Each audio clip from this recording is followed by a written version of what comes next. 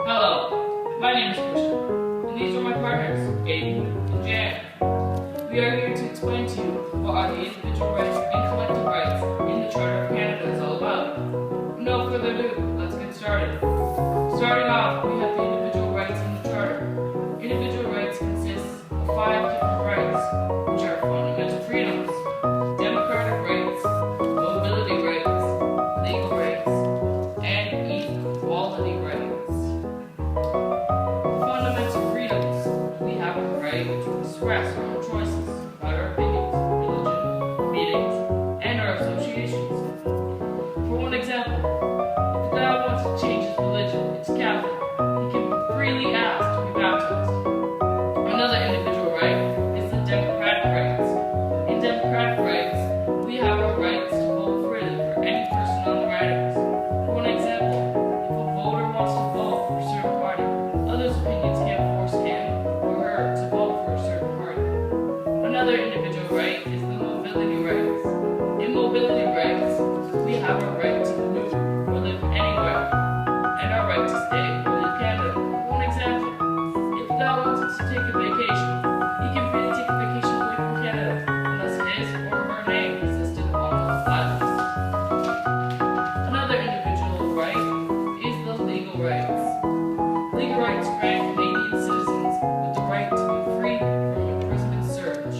It also ensures that Canadian citizens have the right to a fair and quick trial in the court. For one example, if a policeman wanted to conduct a search on your property, they must have a search warrant. The last individual right we have is the equality rights. In the equality rights, it ensures that we have the right to be free from discrimination. For one example, if an individual is a racist guy, victims of the individual can report his or her behavior to responsible adults. Moving on to collective rights. Collective is another category of rights we have in the Charter. We acquire collective rights based on our identities we belong to.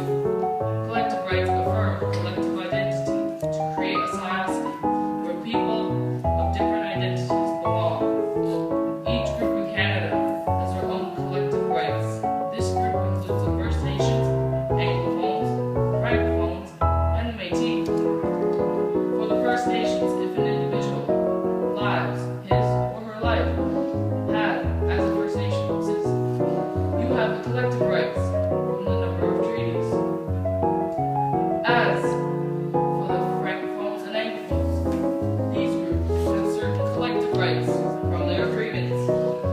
For one example, if you live your life as an Anglophone in a French housing, you have the right to a school for Anglophone. And lastly, for the Métis people, if you're a Métis citizen, you have the collective rights for the Métis people. The Métis do not have historic treaties with the Canada government, but instead Métis people have their inherited land rights and land.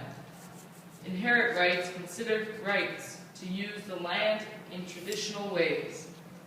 These people have their own collective rights because of their certain collective identity, affirms in what society they belong, and where certain rules apply to them.